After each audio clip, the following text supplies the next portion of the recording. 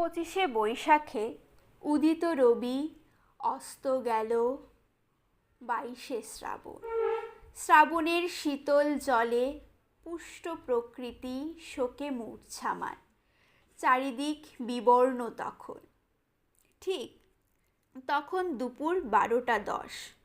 থমথমে আকাশ বাতাস, মধ্য গগনে থেকেও রবির মুখ ভার। রবির প্রস্থানে নেমে এলো অমানিসার ঘোর অন্ধকার।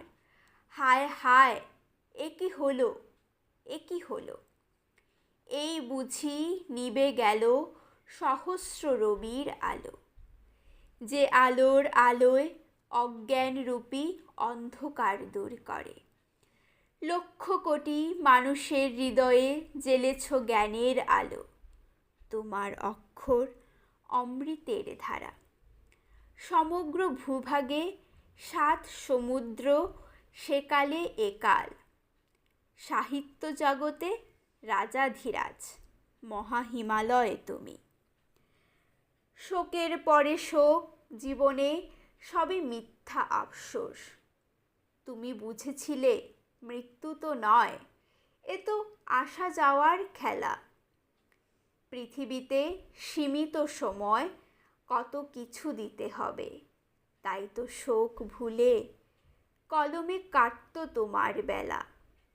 উজাড় করে সব কিছু দিয়ে চলে গেছো আমাদের ছেড়ে। নয়নে তোমার দেখার সৌভাগ্য হয়নি।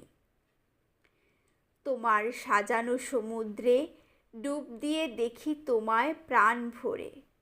মাঝে মাঝে প্রশ্ন জাগে নিজের কাছে, রবীন্দ্র সমুদ্র অতল, কূল কিনারা নাই। তাই তো বলি প্রাণের ঠাকুর, তোমায় বোঝা এক জন্মে আমার সাধ্য নাই।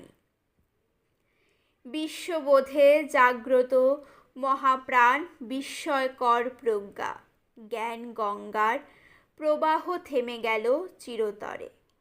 চলে গিয়েও তোমার হলো না যাওয়া। হে কবিগুরু, জাগ্রত তুমি জগৎ জুড়ে। দুঃখের দিনে কিংবা বিচলিত ক্ষণে গীতাঞ্জলি গীতবিতানের পাতা ছুঁয়ে জুড়ায় মন প্রাণ। তোমায় পুজিতে ঠাকুর, তোমার কবিতা গাই তোমারই গান। 22শে শ্রাবণের পুণ্য লগ্নে তোমার পুষ্পরথ পৌঁছায় অমৃতধাম।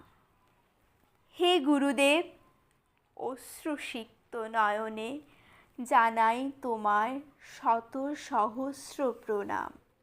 অশ্রুসিক্ত নয়নে জানাই তোমায় শত সহস্র প্রণাম।